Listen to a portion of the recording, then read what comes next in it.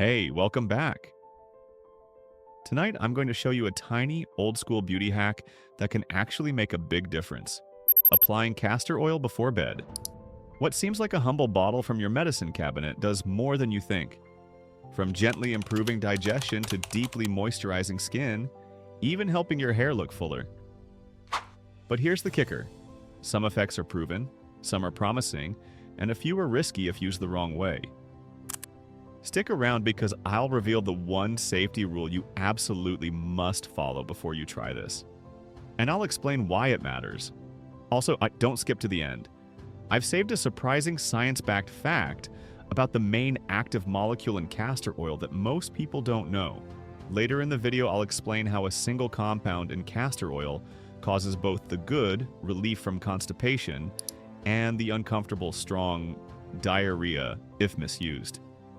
And why that same compound is also responsible for the oil's anti-inflammatory and antimicrobial perks. What castor oil really does inside your body, the laxative effect. Let's start with the most documented effect. Castor oil is a stimulant laxative. If taken orally, it's converted in the gut into ricinoleic acid, which acts on the intestinal muscles to increase contractions. In short, it speeds up how quickly things move through your digestive tract.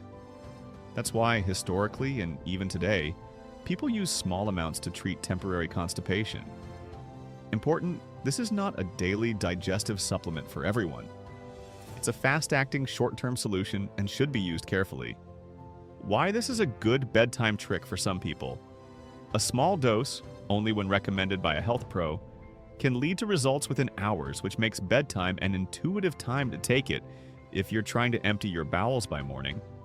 But again, this is medicine, not a beauty oil ritual. So don't assume more equals better. Overuse can cause cramping, dehydration, and electrolyte imbalance.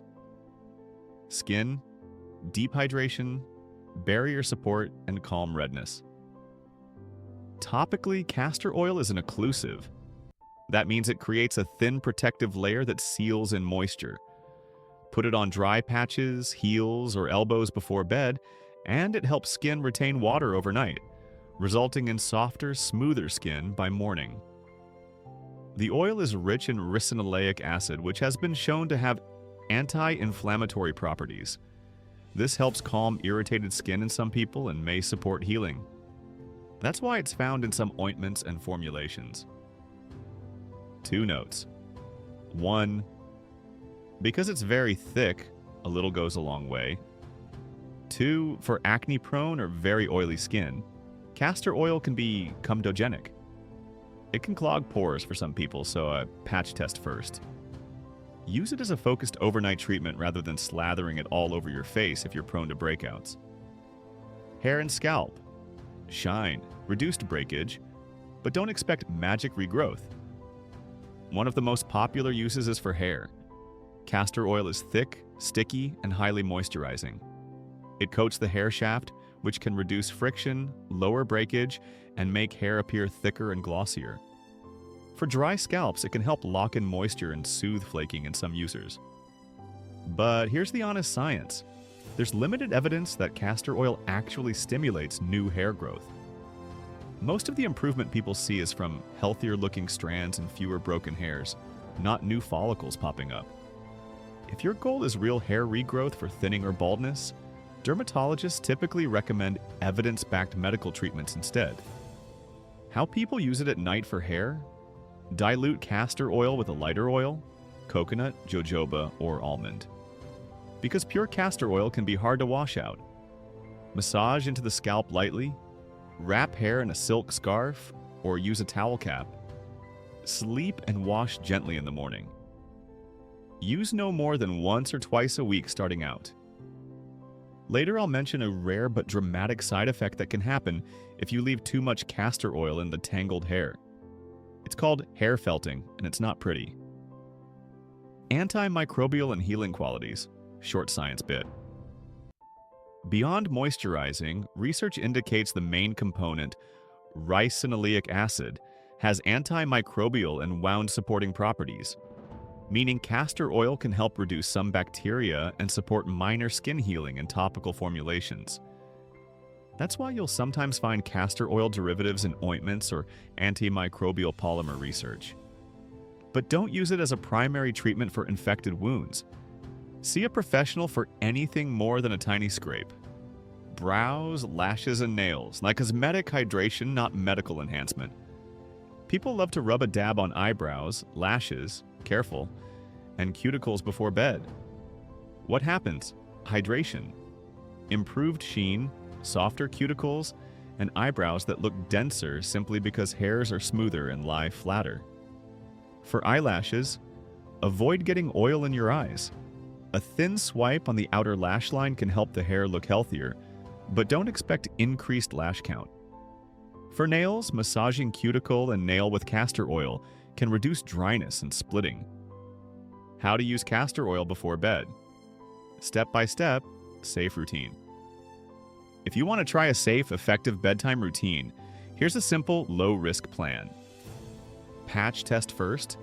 Apply a pea-sized drop to inner forearm. Wait 24 hours. Dilute for ease.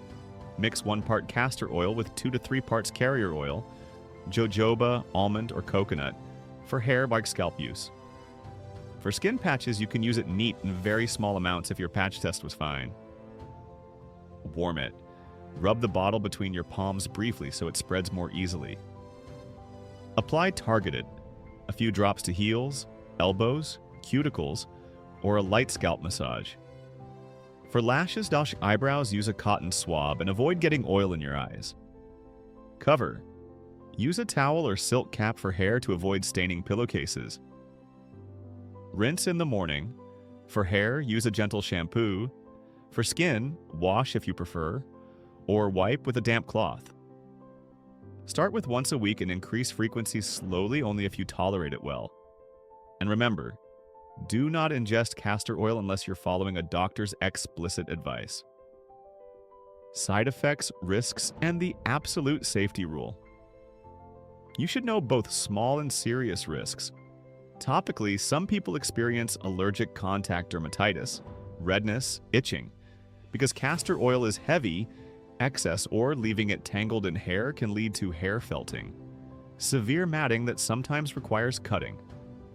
If ingested, castor oil can cause abdominal cramps, severe diarrhea, dehydration, and electrolyte imbalance. And in pregnancy, it may induce labor, which is why pregnant people should avoid oral use. If you're on medications or have certain medical conditions, talk to your doctor before oral use. In short, patch test, use sparingly, and consult a professional before ingesting. So, does castor oil deserve a place in your nightly routine? Yes, if you're using it topically, wisely, and after a patch test. It's a powerful moisturizer, has anti-inflammatory and antimicrobial properties in lab studies, and can help your hair look healthier and your skin feel softer. But it's not a magic regrowth serum. And oral use is a medical decision with real risks. If you try it, start small. Track results and tell us what changed. Did your hands feel softer in the morning? Did your hair feel less brittle? Drop a comment below. Remember that molecule I teased at the beginning, ricinoleic acid? It's the reason castor oil can both soothe inflammation and trigger intestinal contractions. One compound doing double duty. Nature's double-edged sword. Use respectfully. If you found this helpful, hit like, subscribe, and ring that bell. I post honest, evidence-based beauty and health hacks every week. Want a follow-up video where I test 3 castor oil bedside routines for a month? Say yes in the comments and I'll do it. With weekly updates and real before and after footage.